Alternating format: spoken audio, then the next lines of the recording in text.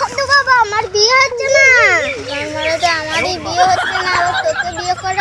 আমি একটা মেয়েকে অনেক ভালোবাসি, একটা তাবিজ দাও তো।